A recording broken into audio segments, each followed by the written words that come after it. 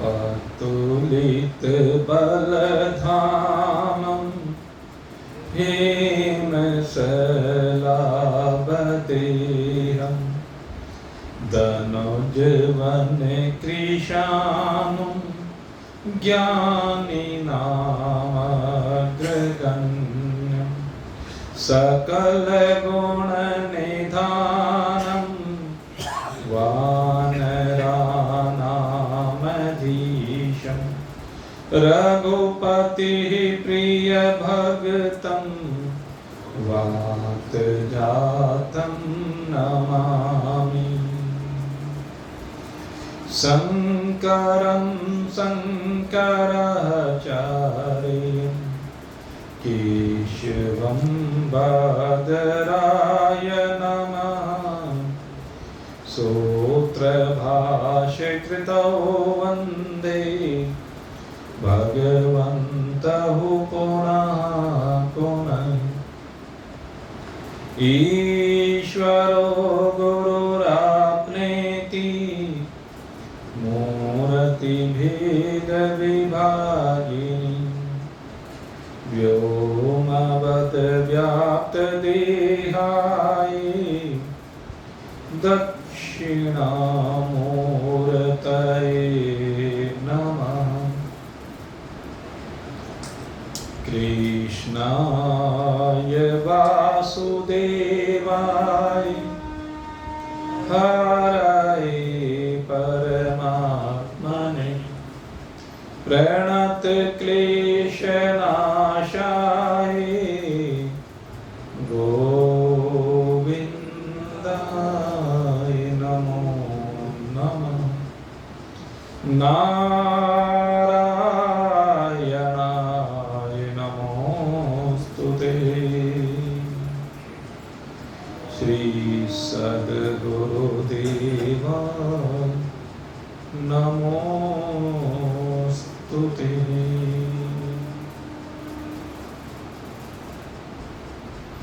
उपस्थित परम सौभाग्यशाली भगवत रस पिपासु जिज्ञासु वृत्त, निरंतर हमारी चर्चा आत्म और अनात्म को लेकर चल रही है। आत्म अर्थात नित्य, आत्म यानी अविनाशी पदार्थ, आत्म यानी घट घटवासी पदार्थ, आत्मा जिसमें सब कुछ अस्तित्व पाता है, जिसमें सब कुछ विराजित होता है। और अनात्मा जो एक भ्रम की तरह से है, स्वप्न की तरह से है, जो दिखता तो है पर होता कुछ नहीं है, उसकी वास्तविकता कुछ नहीं होती है। वह एक कल्पना है, संकल्पजन्य है। जो आत्म तत्व की उपलब्धि करना चाहता है उसके लिए विवेक अनिवार्य है। वह तीन अवस्थाओं का विवेक करिए, तीन शरीरों का विवेक करिए, अथवा तीन शरीरों को ही पंच कोशों में विभक्त किया गया है। जो पहला शरीर है स्थूल शरीर, वह अन्नमय कोश कहलाता है। जो सूक्ष्म शरीर है इसको तीन भागों में विभक्त किया गया है। पहला भाग प्राणमय कोश कहलाता है, दूसरा भाग मनोमय कोश कहलाता है और तीसरा भाग विज्ञानमय कोश कहलाता है। और जो तीसरा शरीर जिसको कारण शरीर कहा गया है वह आनंदमय कोश के रूप में विराजित होता है। तो आज भगवान शंकराचार्य हमारे सन्मुख इन कोशों को समझाने जा रहे हैं। कोश क्या है? जैसे आपके घर में एक तिजोरी होती है, तो तिजोरी को एक कोष कहते हैं। किसका कोष है? कहते हैं धन को रखने का कोष है। जैसे आपने देखा हमारे सिख पंथ के जो अनुयायी हैं वो कृपाण रखते हैं, लेकिन कृपाण को काहे में रखते हैं? म्यान में। ये म्यान क्या है? एक कोष है तलवार को रखने का। ऐसे ही भाई जैसे भगवान को जो हमने इन मूर्तियों के रूप में भगवान को माना है, पूजते हैं, प्राण प्रतिष्ठित करते हैं, इनके लिए एक मंदिर का कोष बनाया जाता है।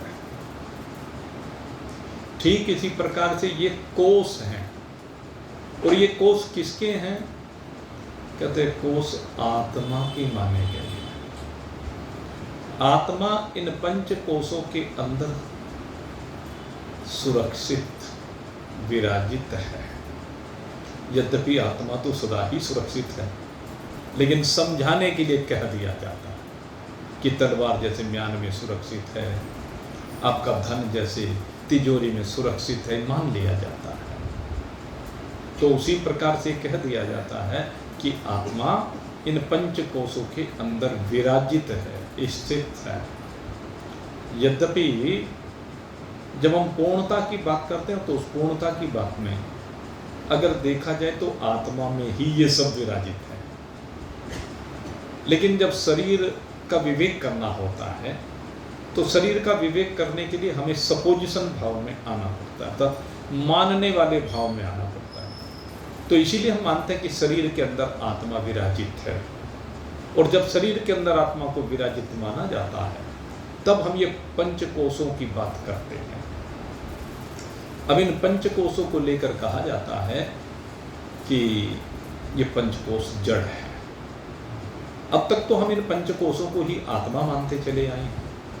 इन पंचकोशों में ही आत्मबुद्धि करने के कारण से इसको हमने परमात्मा मान लिया है, आत्मा मान लिया है, मैं मान लिया है, सब कुछ मान लिया है। लेकिन भगवान शंकराचार्य अब इनको विवेक कराते हैं और विवेक कराते हुए समझा रहे हैं कि ये पांचों कोश मिथ्या हैं, ये पांचों कोश जड़ हैं, ये पांचों कोश दृश्य मात्र हैं। और इसको बहुत विस्तार के साथ अब यहाँ पर समझाया जा रहा है। और वेदांत प्रक्रिया के जितने भी ग्रंथ हैं, चाहे वह विचार चंद्रोदय हो, चाहे विचार सागर हो, चाहे पंचदशी हो, चाहे साधु मंगलनाथ जी के द्वारा रचित बड़ा दिव्य ग्रंथ है वीर विजय, वो हो, कोई सा भी ग्रंथ हो, उन सभी ग्रंथों में पंचकोश विवेक किया गया है। और प्रसंगवश तो सभी पुराणों में भी इसकी चर्चा आती है। तो आइए अब हम इसकी प्रारंभ से चर्चा प्रारंभ करते हैं। और इसका प्रारंभ है अन्नमय कोश। सबसे पहले ये जो अन्नमय कोश है इसी से प्रारंभ किया जाता है, क्योंकि सबसे पहले तो हम इसी को आत्मा मानते हैं। लेकिन विवेक ये है कि समझाया जाता है कि ये आत्मा नहीं है। सर्वप्रथम कहते हैं कि ये क्या है? देहो यमन्न भवनो अन्नमस्तु कोश चान्नेन जीवति विनश्यति तद्विहीनः त्वक् चर्म मांस रुधिरास्थिः पुरी सरासिर नायं स्वयं भवितुर्महतिः नित्यशुद्धः। सबसे पहले कहते हैं ये देह जो अन्न से उत्पन्न होता है। देहो अयम अन्नः भवनः।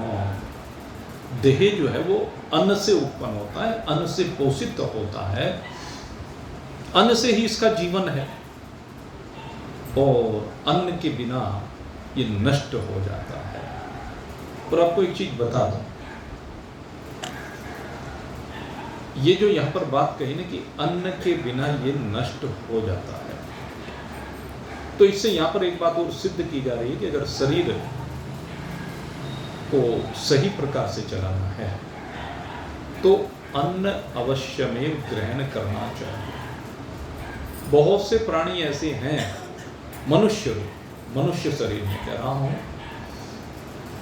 कि वो अन्न को छोड़ देते हैं। कई बार अन्न को छोड़ करके कि हम तो फलाहार करेंगे। फलाहार अच्छी चीज है, लेकिन भाई केवल फलाहार के द्वारा ये शरीर परिपुष्ट नहीं रह सकता, क्योंकि जब ये शरीर अन्न से बना है तो फिर इसका पोषण अन्न से ही होगा। इस बात को भी हमें जरूर समझ लेना चाहिए।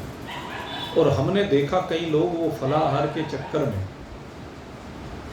कि सारी जिंदगी के लिए छोड़ देते हैं, तो भाई उनका जीवन ठीक प्रकार से नहीं चल पाता। अनेक रोग उनके शरीर में आकर के विराजित हो जाते हैं। अब आप कहेंगे रोग तो भाई जो अन्न खाता है उसमें भी आ जाता है। ये बात तो ठीक है, मैं इस बात को मैं डिनाई नहीं कर रहा हूँ, मान रहा हूँ, लेकिन जो अन्न नहीं खाते उनको ये एक्स्ट्रा अन्न ना खाने का, क्योंकि शरीर में अन्न की कमी हो जाएगी। और अन्न को तो उपनिषद में एक जगह पर कहा अन्नो वै ब्रह्म, अन्न को ब्रह्म का ही स्वरूप कहा गया। इसलिए अन्न का कभी भी परित्याग नहीं किया जाता। ये ठीक है, आप जैसी शरीर की परिस्थिति है उसके अनुसार कम मात्रा में ले। वैसे तो हमारे शास्त्र ने कहा कि वैसे ही व्यक्ति को अल्पाहारी ही होना चाहिए। ये जो बहुत ज़्यादा खाने वाले लोग हैं ना, ये मोटे होते चले जाते हैं, क्योंकि वो पचता नहीं है इतना। इसलिए अन्न या भोजन जिस भी रूप में आप ले लें तो उसको सीमित मात्रा में लें, उतना ही ले जितने शरीर के लिए आवश्यक है, तो उससे रोगों से बचे रहते हैं। तो खैर बात क्या है कहने की, कि अन्न से ही ये शरीर जीता है, और अन्न के बिना विनश्यति तद विहीनः, ये स्पष्ट कहा कि अन्न के बिना ये नष्ट हो जाने वाला है। कुछ लोग, ये जो फलहारी लोग होते हैं, कुछ लोग कह देते हैं कि जो अन्न में है उसकी पूर्ति दूध से, फल से, ये वो क्या करते हैं, कंद खा लेते हैं। कंदमूल फल का भोजन आपने सुना होगा, तो कुछ लोग उसके सहारे भी गुजारा कर लेते हैं। कुछ पूर्ति उससे हो भी जाती है, ऐसा नहीं कि होती नहीं है, लेकिन भगवान ने जैसा शरीर की प्रकृति बनाई है उसके अनुसार ही हमें भोजन ग्रहण करना चाहिए। क्योंकि ये शरीर, कहते हैं कि ये कैसे बना है, वही सप्त धातुओं से बना है। इसके अंदर जो भरा पड़ा है वो गंदगी भरी पड़ी है, ये शुद्ध नहीं है, अधम शरीर है। क्योंकि शरीर के अंदर गंदगी है, इसलिए भी इसको अधम कह दिया गया। जिस भी द्वार से देखें उसी द्वार से गंदगी निकलती है। आप कितना भी अच्छा भोजन करें, कितने बढ़िया से बढ़िया चीजें लाएं, लेकिन आखिर में गंदगी में ही परिवर्तित हो जाता है। जबकि आत्मा तो नित्य शुद्ध है, आत्मा निर्मल है। तो कहते हैं जब आत्मा निर्मल है और शरीर अशुद्ध है, तो फिर ये शरीर आत्मा कैसे हो सकता है? इसलिए जो भ्रम से कहते हैं कि शरीर ही आत्मा है, तो उनको इस बात को समझना चाहिए। और फिर दूसरी बात, ये अनित्य है। आप विचार करके देखें कि इस संसार में जब ये शरीर प्रकट हुआ उससे पहले थोड़ा ना ये शरीर था, और जब ये शरीर यहाँ से चला जाएगा उसके बाद भी नहीं रहेगा। अर्थात जन्म से पूर्व शरीर नहीं था और मरण के बाद शरीर नहीं है। क्षण क्षण में बार बार कहते जन्म लेता है, इसका स्वभाव ही क्षणिक है, क्षणिक गुण वाला है ये, और सदा ही अस्थिर रहने वाला है। एक रस नहीं रहता, बार बार परिवर्तित हो जाता है, स्थिर रहता है। ये जड़ है, घड़े के समान, घटपट के समान कह देते हैं, कहते दृश्य है, दृष्टा नहीं है। शरीर को थोड़ा ना कुछ दिखता है, इस शरीर के माध्यम से कौन देखता है? जीवात्मा देखता है। और ये तो अनेक विकारों वाला है, और आत्मा कैसा है? निर्विकार है। आत्मा निर्विकार है, ये विकारी है, तो ये आत्मा कैसे हो सकता है? ये आत्मा नहीं हो सकता, मैं नहीं हो सकता। ये विवेक का तरीका है, बारंबार इस तरह का विचार कीजिए। ये जो दे रहे हैं, ये विचार ही तो दे रहे हैं। हमारे ग्रंथ हमें एक विचार देते हैं कि इसके ऊपर बार बार विचार कीजिए, क्योंकि ये विकारी है, मैं निर्विकारी हूं, ये अशुद्ध है, मैं शुद्ध हूं। तो ऐसे जब बार बार विचार करेंगे तब पता चलेगा कि भाई ये शरीर क्या है, हाथ पैर आदि अंगों वाला है। और ये अंग भी, मान लीजिए किसी कारण से किसी का अंग भंग हो जाए तो उसके बगैर क्या जीता नहीं है? किसी का हाथ कट जाए, पैर कट जाए, आंख चली जाए, कान चला जाए, अंग भंग कोई भी हो जाए, तो अंगों के कटने से भी ये शरीर तो फिर भी रहता है, फिर भी शक्ति रहती है। पुरुष तो इसमें सदा फिर भी जीवित रहता है। ये आत्मा नहीं हो सकता। ये जब इस प्रकार के स्वभाव वाला है, नष्ट होने वाला है, तो फिर ये आत्मा कैसे हो सकता है? क्योंकि आत्मा तो अविनाशी है। आत्मा का विनाश किसी स्थिति में होता ही नहीं है। आत्मा अविनाशी तत्व है, इसका विनाश होता है। शरीर भी अंग भंग भी हो जाता है और विनिष्ट भी हो जाता है, इसलिए शरीर तो अविनाशी नहीं हो सकता, नित्य ही इसका विनाश होता है। इस तरह का विचार करें। ये देह, इसके धर्म, इसके कर्म, इसकी अवस्थाएं, रोज देह भी बदलता है, इसके धर्म भी आप देख लीजिए, अलग अलग अंगों के अलग अलग सब धर्म हैं, अलग अलग अंगों से अलग अलग प्रकार के कर्म हो रहे हैं। और इन सब का साक्षी कौन है? कहते आत्मा है। तो आत्मा अलग है, ये देह के धर्म अलग हैं, देह के कर्म अलग हैं। इस प्रकार बारंबार विचार कीजिए, इसकी और आत्मा की पृथकता के ऊपर बार बार विचार कीजिए। आत्मा अलग है, ये अलग है। मैं भला ये कैसे हो सकता हूं? आत्मा भला ये ऐसा कैसे हो सकता है? ये हड्डियों का पिंजरा, जिसमें मांस लिपटा हुआ, मलमूत्र से भरा हुआ, ये कुत्सित देह, इसे आप अपने से अभिन्न जानते? अरे ये हमारे से भिन्न है। क्या आप हड्डियां हो सकती हैं? क्या आप मांस हो सकते हैं? क्या आप मलमूत्र हो सकते हैं? ऐसी कुत्सित देह ये आप नहीं हो सकते। आपका आत्मा इनको जानने वाला इनसे विलक है। ये जो सप्त धातु हैं, इस शब्द धातुओं से बने हुए इस देह में जो मूढ़ लोग होते हैं, जो नासमझ लोग होते हैं, अविवेकी लोग होते हैं, वही मैं बुद्धि करते हैं कि मैं हूं। लेकिन जो विचारशील लोग होते हैं, जो विद्वान लोग होते हैं, वे इसकी पारमार्थिकता को जानते हैं, विचार करते हैं कि पारमार्थिक रूप से आत्मा ही सत्य है। मैं इस देह से बिल्कुल पृथक हूं, मैं जड़ देह नहीं हूं, इसमें मेरी जो मैं पने की बुद्धि ये नहीं होनी चाहिए। तीन प्रकार की दृष्टि यहां पर भगवान शंकराचार्य बता रहे हैं, इसको भी समझने की आवश्यकता है। संसार में तीन प्रकार के प्राणियों की बात की है। उन तीन प्रकार के प्राणियों में इस देह के प्रति क्या भाव है और आत्मा के प्रति क्या भाव है, इसको इस श्लोक में बताया गया है।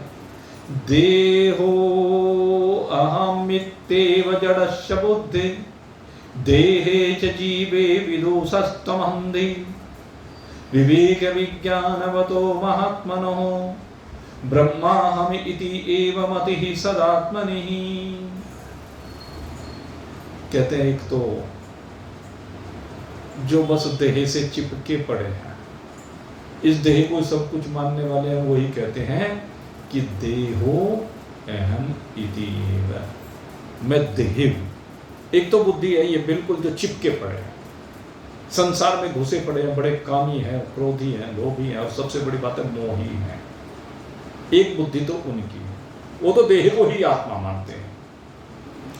दूसरी बुद्धि यहां पर कहा कि जो विद्वान हैं, शास्त्रज्ञ हैं, शास्त्र को पढ़ते हैं, समझते हैं, वो इस आत्मा को क्या मानते हैं? कहने जीव रूप से आत्मा को मानते हैं। जिनको भी अपने स्वरूप का बोध नहीं हुआ, वे विद्वान जीवात्मा को ही आत्मा मान लेते हैं, मैं मान लेते हैं, और उसको मैं मान करके बार बार आवागमन के चक्र को मानते हैं कि आत्मा एक शरीर से दूसरे शरीर में जाता। जैसे कि मैंने आपको पहले भी बताया था, जहां पर द्वैतवाद अथवा त्रैतवाद या अनेकत्ववाद है, बहुत से वाद है यहाँ पर, वाद बहुत प्रकार के हमारे यहाँ विद्वान हुए हैं समय समय पर, और उन विद्वानों ने अपने अपने मत रखे हैं। अब कुछ पूर्णता में पहुंच गए, कुछ अपूर्णता में रहे, लेकिन उनकी ख्याति इतनी हो गई, उनका मान सम्मान इतना हो गया कि जो उन्होंने जहां तक अर्जित किया बस उसी को बस पूर्ण मान लिया, उससे आगे बढ़े हैं। तो वो उनके भी मत हैं यहाँ पर, और यहाँ तो भाई चारवाक जैसों के भी मत हैं, शून्यवादियों के भी मत हैं, जो देह को ही आत्मा मानते हैं। यावत जीवित, जब तक जिए, सुखम जीवित, सुख से जीवे, जब तक जिए सुख से जियो। उनका तो एक ही बस ये है, कहने लगे जब तक जियो सुख से जियो, उधार लेके भी जी पियो। उनका तो एक ही प्रयोजन है कि शरीर ही सब कुछ है, इसी का पालन पोषण करना चाहिए, इसी का भरण पोषण करना चाहिए। जब तक शरीर है सब कुछ है, और जब शरीर नहीं तो कुछ नहीं। ऐसे लोग क्या करते हैं कि किसी के घर में डाका भी डालना, उसे उनमें भी पाप नहीं लगता, उन्हें तो केवल अपने से मतलब है ना? तो ऐसे लोगों के मत की क्या बात करें, मत तो उन्होंने भी दिए, उनके भी अनुयायी हुए हैं। और भाई इस कलयुग में तो समय समय पर इतने मत प्रकट हो गए, पता नहीं कहाँ कहाँ से क्या क्या मत, हमारी तो समझ से बिल्कुल परे है भाई। ये गुरुडम का जो खेल चल रहा है, गुरुडम के खेल में बस कुछ मत पूछो, उसमें भगवान को छोड़ करके व्यक्तिवाद हावी हो गया है। जिसने जिसका अनुसरण कर लिया, बस उसने जो कहा वही सब कुछ हो गया। अपना विवेक, अपनी बुद्धि सब उठा करके एक तरफ रख दी है। तो अनेक प्रकार के मत हैं। तो खैर, जो विद्वान लोग होते हैं, वो विद्वान लोग इस जीव को ही आत्मा मान बैठते हैं, इस जीव के आवागमन को अपना आवागमन मान बैठते हैं, और वो भी अधूरेपन में रहते हैं, यद्यपि उन्नति की तरफ है। लेकिन ऐसे लोग फिर अच्छे भाव से संयुक्त होने के कारण से किसी योगी परिवार में फिर जन्म लेते हैं, और योगी परिवार में जन्म लेकर के पुनः वो और अधिक प्रयास करते हैं, और फिर इस जीव भाव से विनिर्मुक्त होकर के आत्म भाव में आते हैं। तो तीसरी अवस्था क्या है? उन महान पुरुषों की है, उन विवेकी महान पुरुषों की है, जिन्होंने ब्रह्माहम इति एवा, वे क्या कहते हैं कि मैं ब्रह्म हूं, ब्रह्म से अलग मेरी वास्तविकता और कुछ नहीं। और इसमें एक बात हो रहा है, ब्रह्म मैं ही नहीं हूं, ये सब कुछ ब्रह्म का ही स्वरूप। इसमें ये बात ध्यान करना, जो अद्वैतवाद है उसमें ब्रह्म के अतिरिक्त कुछ है ही नहीं। ब्रह्म के अतिरिक्त जो कुछ ब्रह्म में प्रतीत हो रहा है वो सब मिथ्या है। उसका बाद हो जाने पर ही अपने स्वरूप का बोध होता है। तो इस प्रकार से 3 प्रकार की दृष्टि हुआ करती है। भगवान शंकराचार्य कहते हैं कि हे मूर्ख, मूर्ख किसे कहते हैं? जो देह में ही आत्मबुद्धि करने वाला है। कहते हैं सप्त धातुओं से बने हुए मलिन शरीर के समूह में आत्मबुद्धि को इसलिए छोड़, और जो निर्विकल्प ब्रह्म है उसमें आत्मभाव कर। कहते हैं उससे क्या होगा? कहते हैं उससे शांति मिलेगी। कौन सी शांति? कहते हैं परम शांति मिलेगी। ऐसी शांति जो आने के बाद फिर कभी जाएगी नहीं। त्यागात शांतिर अनंतर। किसका त्याग? कहते असत्य भाव का त्याग करने के बाद जो शांति मिलती है वो अनंत होती है, क्षणिक नहीं है, देश काल से परिच्छिन्न नहीं है। वह शांति अनंत शांति है। तो उस अनंत शांति को प्राप्त होगा। इसलिए आत्म भाव में स्थित हो। और जब तक विद्वान इस असत देह में, इंद्रिय आदि में जो भ्रम से उत्पन्न हो जाती है अहमता, इंद्रियों में, देह में भ्रम से ही तो अहमता लगती है। अहमता माने मैंपना, अपने को देह मानना या अपने को इंद्रिय मानना। कहते हैं जब तक वो इसको त्यागेगा नहीं तब तक वो पारदर्शी वेदांत सिद्धांत को ग्रहण नहीं कर पाएगा। और जब तक वेदांत सिद्धांत को ग्रहण नहीं कर पाएगा तब तक मोक्ष की कल्पना नहीं हो सकती। मोक्ष प्राप्ति तब होगा जब समस्त विरोधी भावों से विनिर्मुक्त हो जाएगा और केवल एक आत्म भाव में आकर विराजमान होगा। इस छाया में, इस प्रतिबिंब में, इस स्वप्न में मन के द्वारा जो कल्पित हुआ है, अरे भाई ये जो भी कुछ है ये सारे का सारा जीव रूप है। ये छाया भी जीव ही है, प्रतिबिंब भी छाया ही है, स्वप्न में भी जीव ही है, मन की कल्पना जीव की ही है भाई। इसलिए इनकी आत्मबुद्धि से बाहर निकल, इस शरीर की सोच से बाहर निकल, क्योंकि ये जब तक शरीर के अंदर ही तो रमा रहेगा, फंसा रहेगा, तब तक ये असद बुद्धि तुझे बारंबार जन्म आदि दुखों को परोसती रहेगी। जन्म आदि दुख से तात्पर्य जन्म को परोसती रहेगी, मरण को परोसती रहेगी और बुढ़ापे को परोसती रहेगी, आदि व्याधि को परोसती रहेगी। है जन्म मृत्यु जरा व्याधि दुख दोषानुदर्शनम। भगवान श्री कृष्ण गीता में कहते हैं इसमें जरा दोष दृष्टि, क्योंकि ये सब दुखदायी है। जन्म भी भाई यहाँ बड़े कष्ट से होता है और मरण भी कष्ट से होता है और आदि व्याधि तो प्रत्यक्षता ही भाई दुख परोसती है। इसलिए कहते हैं तो इस देह में से आत्मबुद्धि को हटा। जैसे ही तेरी देह में से आत्मबुद्धि हटेगी उसी समय तू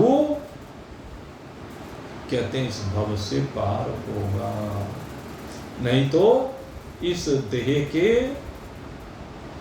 ममत्व के कारण, इस देह की आसक्ति के कारण सारी जिंदगी फंसा रहेगा, बार बार आता रहेगा, बार बार जाता रहेगा, बार बार देह मिलती रहेगी। इस बात को अच्छी प्रकार से समझ ले, देह तू नहीं है, ये देह जड़ है। बस अन्नमय कोश में इतनी बात समझनी, ये देह मैं नहीं हूं, इसके ऊपर बार बार विचार कर, विवेक प्राप्त कर। मैं देह नहीं हूं भाई। जब ये पक्का निर्णय हो जाएगा तब तो इससे ऊपर उठेगा और इससे ऊपर उठने के बाद फिर तो अपने को प्राण मानने लगेगा। एक कोश है हमारे यहाँ प्राणों का कोश, दूसरे नंबर पर जो कोश आता है ये प्राणमय कोश है। इस प्राणमय कोश के अंतर्गत कहते हैं 5 कर्मेंद्रिय आती हैं और ये प्राण आते हैं। प्राण जो है इन कर्मेंद्रियों को शक्ति देता है अब कभी देखना, जब प्राणायाम आप करते हो, लंबे श्वास लेकर के देखना, जिस समय शरीर के अंदर श्वास भरते हो ना, तो आपको अपनी सारी इंद्रियों में, अंग प्रत्यंग में शक्ति का आभास हो।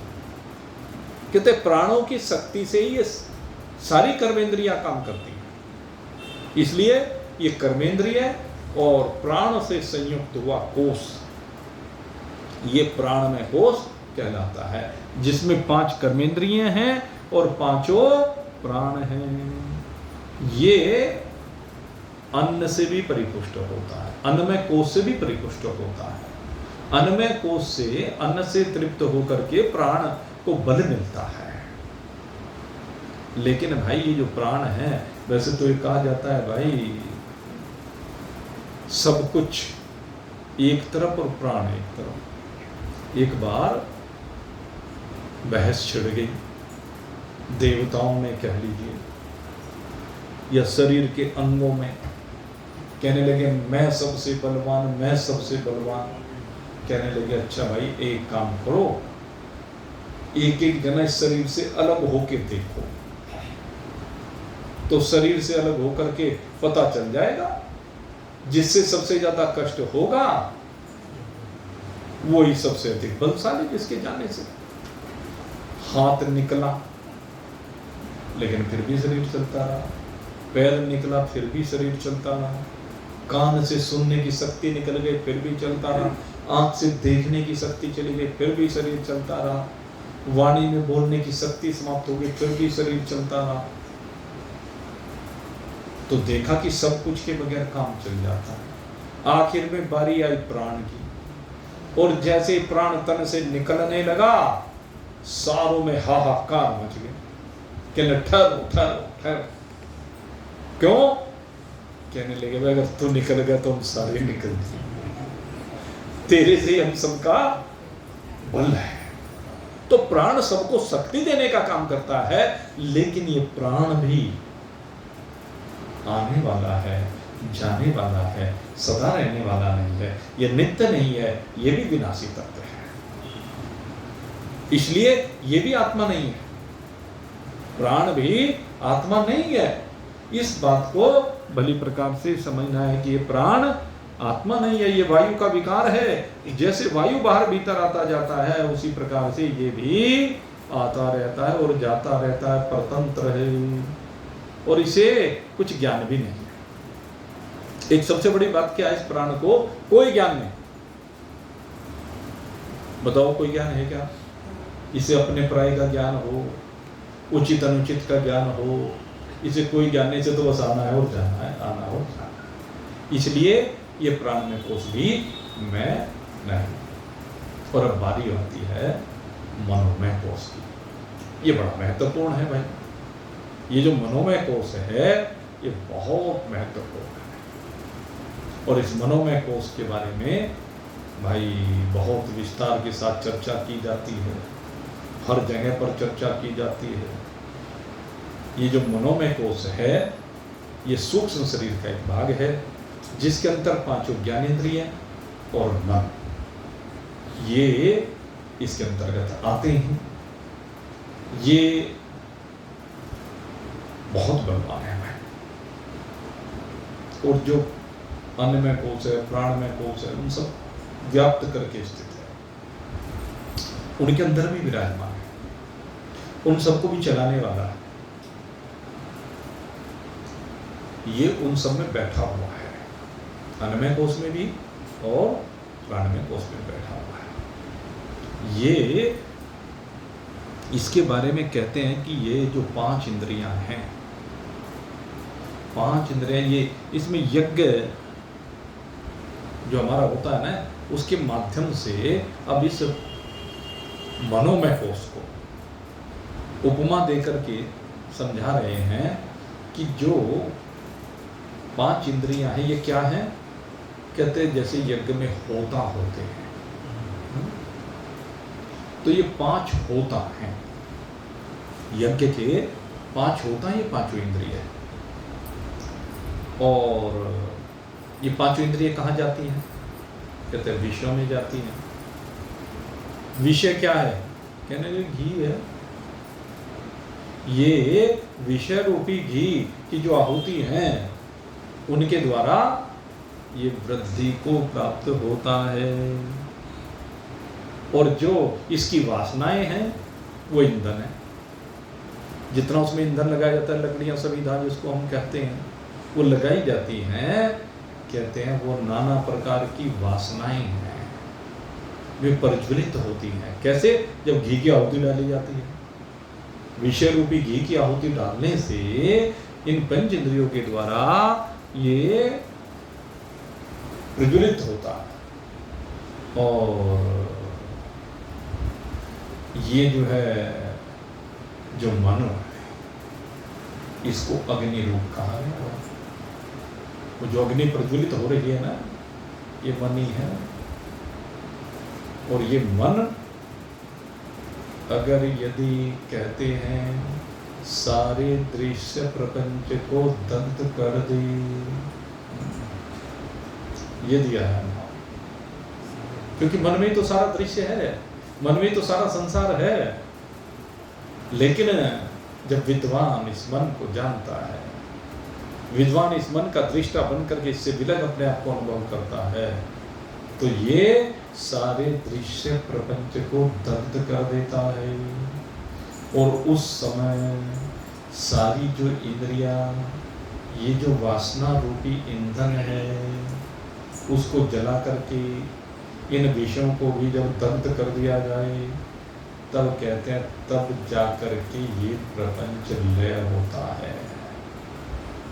इसलिए इस प्रपंच को लय करना है तो क्या करना पड़ेगा? इन विषय वासनाओं को दग्ध करना पड़ेगा, विषयों को और वासनाओं को। भाई सारा खेल इसी का है, विषय और वासनाओं का। इनका दग्ध होना बहुत जरूरी है। और ये दग्ध कब होगी? कहते जब समझ में आ जाए इन विषयों की वास्तविकता। ये तो मन जब अविद्या से संयुक्त होता है, तो अविद्या से संयुक्त होने के कारण से इन विषयों के बंधन में बंध जाता है। अविद्या इस मन को विषयों के बंधन में बांधती है और उसी से फिर ये तन बंधा रहता है भाई। इसलिए इस अविद्या को नष्ट करना बहुत जरूरी है। जब तक अविद्या को नष्ट नहीं करोगे, विद्यायाम अमृतम अश्नुते, अमृत तत्व की प्राप्ति तो भाई विद्या से होगी, उसी से जागृति मिलेगी। और विद्या क्या है? कहते विद्या में कोई पदार्थ नहीं होता। पदार्थ तो सारे मन की शक्ति से उत्पन्न होते हैं, भोग्य बन करके आते हैं, भोक्ता उनको भोगता है। मन में देख लो, सारे मन में ही तो पैदा होते हैं। स्वप्न का सारा संसार कहां से पैदा हुआ? सारे भोग कहां से पैदा हुए? सारे जितने पदार्थों का भोग लगाया गया, वो सारे के सारे वहीं से तो पैदा होते हैं। ये तो जागृत में भी ऐसा ही है। बस ये जागृत भी एक स्वप्न ही है। ये जागृत भी बस मन का विलास मात्र है, मन से विलग और कुछ नहीं है। इस जागृत में भी, जागृत का जितना संसार हम कहते हैं, ये भी सारे का सारा मन का विलास है भाई। इस मन के विलास को समाप्त किए बगैर आत्म तत्व का बोध नहीं हो सकता। लय तो सुसुप्ति में भी हो जाता है। जब सुसुप्ति आती है, सो जाते हैं लोग, तो उस समय ये लय तो हो जाता है, लेकिन लय होकर के फिर से जाग जाता है। सबसे बड़ी समस्या क्या है? लय होता है और थका हारा होता है, इसलिए लय हो जाता है, सो जाता है, और फिर उठ जाता है और फिर से विषय वासनाएं जागृत हो जाती है। अब सुसुप्ति में तो कोई विषय वासना नहीं होती। सुसुप्ति में जिस चीज में भी आपका मन है, खाने की वस्तु बराबर में पड़ी हुई हो, जिसे देख करके जागृत में वो कहते हैं, क्या कहते हैं, लार टपकने लगती है जीभ से। ये कहावत है ना कि फलानी चीज को देख करके, रसगुल्ले को देख करके, चाट पकौड़ी को देख करके। बहुत से लोगों को हमने देखा, जैसे आजकल ये बरसात सी हो गई, बरसात हो गई, चलो खेलने बाद फिर तो घर में पकौड़ियाँ मंगाओ। पहले तो ये एक रिवाज था घरों में, सब जगह जब भी वो हो जाता, कहना चाय पकौड़ी, चलो भाई तो वह इस तरह का भाव रहता था लोगों का। तो सुसुप्ति में तो ये भाव नहीं रहता, लेकिन जागृत में रहता है, स्वप्न में रहता है। अच्छा, वो गरम गरम पकौड़ियाँ, वो ताजे ताजे गरम गरम रसगुल्ले, रसमलाई, जलेबियाँ, इमरती, जो भी हलवा आदि जो भी कह लीजिए, मिष्ठान तो पकवान तो जिनमें भी जिसका राग है अभी बराबर में रखे हुए हों, आराम में सोया हुआ हो, खाएगा क्या? खा पाएगा? वो नहीं खा पाएगा, क्योंकि सुसुप्ति में उनका बोध नहीं होता। लेकिन जागते ही जैसे देखता है फिर से उसी में रम जाता है। तो संसार सुसुप्ति अवस्था में लय को प्राप्त हो जाता है। लेकिन सबसे बड़ी समस्या ये है कि ये फिर से जाग जाता है, क्योंकि मन की आसक्ति नहीं मिटी। इसलिए कहते हैं मन की आसक्ति को मिटाने की आवश्यकता है। जब तक मन की पदार्थों में आसक्ति रहेगी, विषयों में आसक्ति रहेगी, तो ये विषय वासना इसे बार बार सोने के बाद जगने पर फिर से बांधते रहेंगे। या इसके वो दूसरे शब्दों में कहूं, जब यहां से आसक्ति को लेकर के जाएंगे तो अगला शरीर जब मिलेगा फिर से आसक्ति। मृत्यु क्या है? एक सुसुप्ति की अवस्था ही तो है। मृत्यु एक सुसुप्ति ही कह लीजिए आप। फिर से जागता है दूसरा शरीर पा करके, फिर से विषय वासनाएं प्रारंभ हो जाती हैं, फिर से बंध जाता है। तो इसलिए कहते हैं मन को भाई ठीक कर लो विद्या के द्वारा, नहीं तो ये मन बारंबार संसार में जाएगा। जैसे प्रबल वायु चलती है, विषयों की आंधी चलती है, तो मेघ आगे बढ़ते चले जाते हैं। उसी प्रकार से जैसे ही इसे अनुकूल विषय मिलता है, मनोवांछित विषय मिलता है, ये वहीं पर बंध जाता है। इसीलिए कहा कि मन बंधन का कारण है। मनसा कल्पयते बंधो मोक्षस्तेनैव कल्पयते। ये बंधन का भी कारण है और मुक्ति का कारण है। विषय वासनाओं से बंधा हुआ मन बंधन का कारण है, और विषय वासनाओं से विनिर्मुक्त हुआ मन मुक्ति का कारण है। इसलिए इस मन को देह की कल्पना से बाहर निकालो, विषयों के राग से बाहर निकालो। निकाल लिया तो काम बन जाएगा, नहीं तो भाई जैसे रस्सी से पशु को बांध देते हैं ना, ऐसे ही ये सारी जिंदगी बांधे रखेगा भाई, जन्म जन्मांतर तक बांधे रखेगा, ये आपको मुक्त होने नहीं देगा। इसका इलाज करना पड़ेगा भाई। और इसके लिए सबसे जरूरी है रजोगुण और तमोगुण को अपने अंदर से बाहर निकालो, क्योंकि रजोगुण से ही ये मन मलिन होता है, तमोगुण से मन पतन की ओर लेकर जाता है। इसलिए कहते हैं सतोगुणी प्रकृति को बनाओ। आपके अंदर जैसे जैसे सात्विकता आती चली जाएगी, सात्विकता ही मोक्ष का कारण है। मोक्षस्य शुद्धम विरजस्तमस्कम। जब रज और तम का त्याग कर देंगे और सत्व गुण को ग्रहण करेंगे, तभी विवेक वैराग्य आदि गुणों का उत्कर्ष होगा, जीवन में शुद्धता आएगी। और ये शुद्धता आने पर मन जो है आपको मुक्ति परोसेगा। और अगर यदि तमोगुण रजोगुण में फंसे रहे तो भाई फिर तो भाई ये घोर अरण्य है, घोर घनघोर वन है। उसमें वन में भरमता रहेगा।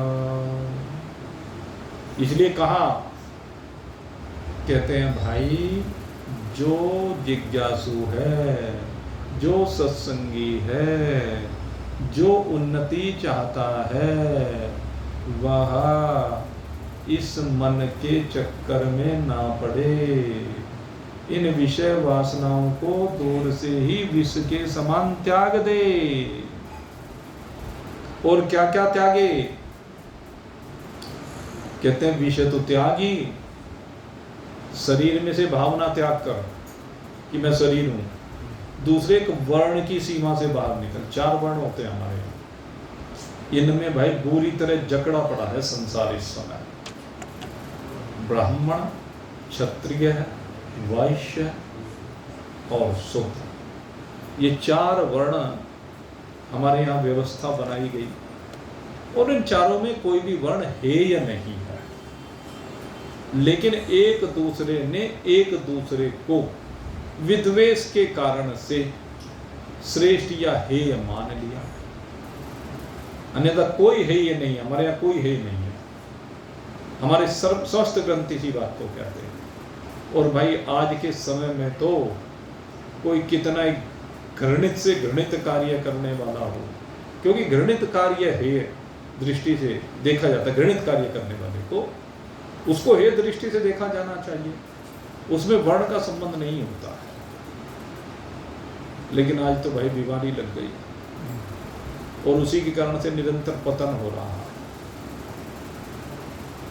ऐसी बीमारी लग गई, सब अपनी अपनी जातियों में ऐसे फंस गए भाई, बस क्या करें। वो तो किसी ने, मैं वो पढ़ रहा था कि किसी ने कह दिया कि भाई फलानी जाति वाला, तो कहने लगे वो लग जाएगा एकदम एक्ट है। और जब अपने आप लिखता है, कहता है आई एम द ग्रेट फलाना फलाना फलाना, कहने लगे इस ग्रेट को पहचान ले, तू वास्तव में ग्रेट है,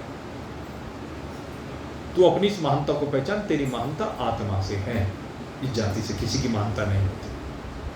किसी की भी महानता जाति से नहीं है, उसकी श्रेष्ठता या तो कर्मों के द्वारा कही जाएगी और या फिर असली जो महानता की बात है वो आत्मा के द्वारा। जिसको अपनी आत्मा का बोध हो जाता है वो इन सीमाओं से बाहर निकल जाता है, वर्ण से बाहर निकल जाता है। आश्रम जैसे हमारे यहाँ सन्यासी, वो सन्यासियों के अंदर भी बड़ा अहम देखने में आता है। सब अपने अपने आप को श्रेष्ठ मानते हैं, ब्रह्मचारी अपने को श्रेष्ठ मानता है, गृहस्थी अपने को श्रेष्ठ मानता है, वानप्रस्थी अपने को और सन्यासी अपने को।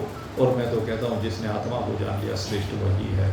इसलिए इन आश्रमों के बंधन में भी नहीं फंसना चाहिए। जातियों का बंधन, वर्ण का बंधन, आश्रम का बंधन, अपने गुणों का बंधन, क्रियाओं का बंधन, न जाने काहे काहे का बंधन लिए फिरता है ये जीव, और इन्हीं में बंद करके अपने आप को भूला फिर रहा है।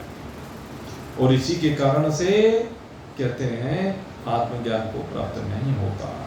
इन गुणों के द्वारा इस देह से बंद करके मैं और मेरे के भाव से संयुक्त होकर के निरंतर कर्म करता है, और कर्म करते हुए उन कर्मों के कारण से दुखों को प्राप्त होता है, अध्यास के कारण से बारंबार जन्मता है, मरता है, बार बार संसार को प्राप्त होता है। और जब तक इसका अध्यास नहीं निवृत्त होगा, जब तक ये अविद्या निवृत्त नहीं होगी, जब तक ये भूल निवृत्त नहीं होगी भाई, तब तक ये अविवेकी पुरुष जन्म और मरण के दुख को सहन करना ही पड़ेगा भाई।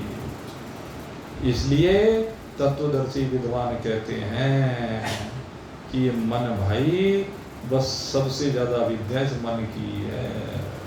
इस मन को समझा ले, इस मन को शुद्ध कर ले, इस मन का मंथन कर ले, इस मन का शोधन कर ले भाई। अगर यदि तूने इस मन का शोधन कर लिया तो समझ मुक्ति तेरे हाथ पर रखे हुए फल के सदृश होगी। जैसे हाथ पर फल रखा होता प्रत्यक्ष, ऐसे ही कहते हैं जैसे तेरा मन शुद्ध हो जाएगा, मुक्ति तेरे कर फलायते, हाथ पर रखे हुए फल के सदृश होगी। मोह की आसक्ति को त्याग करके विषयों का जो राग है उसको बिल्कुल समाप्त कर दे और सर्व कर्मों को त्याग दे। सर्व कर्मों को त्यागने से मतलब सब कर्मों में असंग हो जा, कहीं कर्ता भाव ना रहे। मैं करने वाला नहीं हूँ, करने वाला जो भी कुछ है, कोई कहता है करते हो तुम कन्हैया, मेरा नाम हो रहा है, कोई इस भावना से कर्मों का परित्याग कर दे। और कोई इस बात को समझ करके कि गुणा गुणेषु वर्तन्तः, गुण ही गुणों में वर्तते हैं और ये गुण ही कर्मों के हेतु होते हैं। इसलिए उन कर्मों को बिल्कुल असंग भाव में स्थित होकर के त्यागता हुआ अत्यंत श्रद्धा के साथ जो सदगुरुदेव की शरण में जाकर के श्रवण आदि करता है, आत्मज्ञान का श्रवण आदि करता है। आत्मा अपि श्रोतव्यः मंतव्यः निधिध्यासितव्यः। वेद भगवान क्या कहते हैं कि आत्मा का ही श्रवण करे, आत्मा का ही मनन करे और आत्मा का ही निधिध्यासन करे। उसी का ये चांचल्य स्वभाव, ये मन की चंचलता समाप्त हो जाती है और ये जितना दुख है ये सब समाप्त हो जाता है।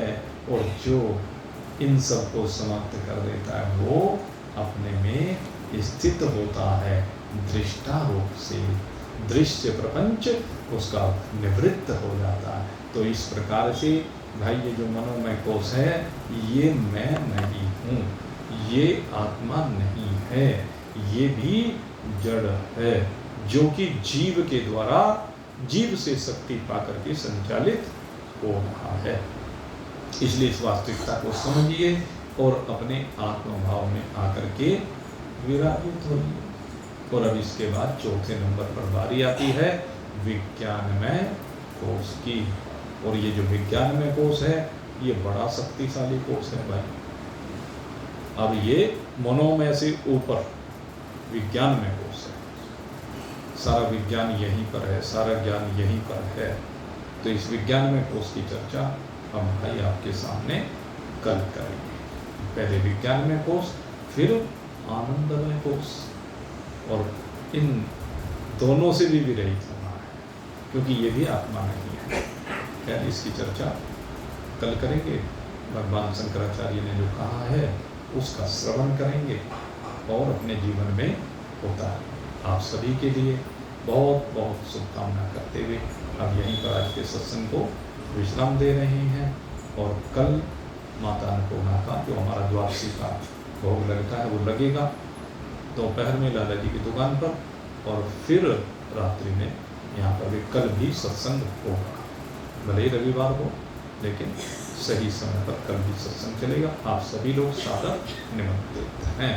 बोलिए आनंद भगवान की। मोर मुकुट बंसी वाले